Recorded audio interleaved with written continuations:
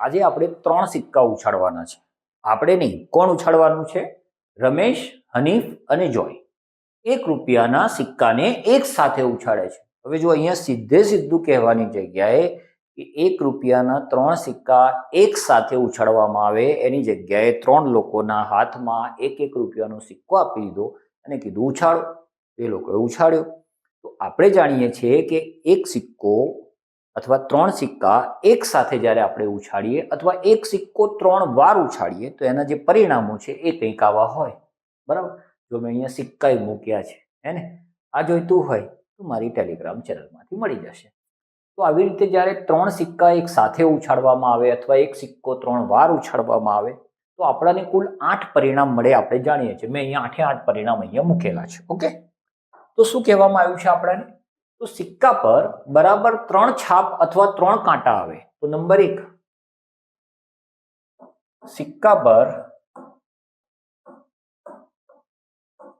બરાબર 3 છાપ અથવા 3 કાંટા આવે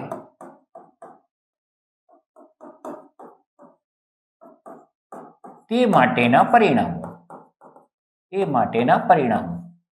તો યાર 3 છાપ અથવા 3 કાંટા હોય એવા કેટલા પરિણામ છે? સર 2 જ. 3 છાપ હોય એવો એક પરિણામ HHH અને 3 કાંટા હોય એવું એક પરિણામ TTT. તો એનો મતલબ કેટલા પરિણામ થઈ ગયા? 2. હવે જો સંભાવના મારે શોધવી છે તો સંભાવના શોધવી તો બહુ સિમ્પલ છે કે જેની ઘટનાની સંભાવના શોધીએ છીએ એ માટેના પરિણામો ઉપર લખી દો અને એ જે પ્રયોગ તમે કર્યો છે એટલે કે 3 જણા એક સાથે સિક્કો ઉછાળ્યો છે એના કુલ પરિણામોને છેદમાં લખી દો. બરાબર? અને ભાગ ચલાવીશું તો જવાબ આવશે 1/4. તો આ પહેલાનો જવાબ આપણને 1/4 મળ્યો. બરાબર? બીજું જોઈએ શું કીધું છે. તો બીજામાં એવું કહ્યું છે કે ઓછામાં ઓછી 2 છાપ મળે.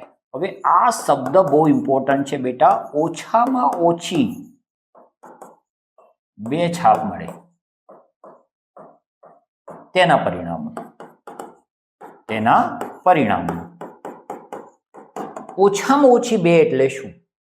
તો સર ઓછામાં ઓછી 2 એટલે 2 થી ઓછી. કર્યું ભોપાળું? ઓછામાં ઓછી 2 નો મતલબ થાય 2 કે 2 કરતા વધુ. એટલે 2 થી ઓછી નહીં, આવો અર્થ થાય આનો. તો 2 કે 2 કરતા વધુ છાપ મળે એટલે કાં તો 2 છાપ મળે ને કાં તો 3 છાપ મળે. 3 થી વધારે તો મળશે નહીં, સિક્કા જ 3 છે. તો એવા પરિણામો કયા? તો જો આ 2 છાપ વાળું પહેલું પરિણામ HHT, બરાબર છે. THTH આ બીજું પરિણામ, આમાં 2 છાપ છે. HTT ના આવે કેમ કે એમાં એક જ છાપ છે. THH આવશે, THH આવશે. પછી THT ના આવે, TTH ના આવે ને TTT ના આવે. હા, અને HHH આવે. કેમ આ HHH આવે? કેમ કે આમાં 3 છાપ છે અને આપણે 2 કે 2 કરતા વધુ છાપ જોઈએ છે. તો આવા પરિણામો કેટલા થયા? સર 4 થયા. તો હવે આની સંભાવના મારે લખવી છે તો કેટલી આવશે? તો સર આની સંભાવના આવશે, આ જે પરિણામ છે એટલે કે આ ઘટના માટેના પરિણામ છે 4, એને આપણે ઉપર લખીએ અને કુલ પરિણામ 8 ને આપણે નીચે લખીએ. ભાગ ચલાવીએ તો 1/ કેટલા આવશે? 2 આવશે. દાખલો પૂરો થઈ ગયો. બરાબર છે. ચલો ત્રીજો, આની અંદર જે ત્રીજો પ્રશ્ન છે એ જોઈ લઈએ. શું કીધું છે? 2 કાંટા અને 1 છાપ આવે. 2 કાંટા હોય અને 1 છાપ હોય તે માટેના પરિણામો. બરાબર? તો આમાંથી એવા કેટલા પરિણામ? જો આપણી પાસે આ કુલ પરિણામ સામે હોય ને તો આપણને જે કહ્યું હોય એ પરિણામ સીધે સીધા આમાંથી શોધીને લખવાના છે.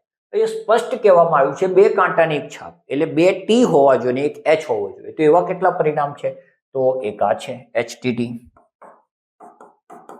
બરાબર છે. પછી એક આ છે THT અને પછી TTH, બરાબર છે. બસ આના સિવાય બીજા કોઈ પરિણામ નથી. તો કેટલા પરિણામ થયા? 3. તો બોલો આની સંભાવના મારે જાણવી છે તો સર સંભાવના થશે 3/8. બરાબર છે. તો આ રીતે પહેલાનો જવાબ છે 1/4, બીજાનો જવાબ છે 1/2 અને ત્રીજાનો જવાબ છે 3/8.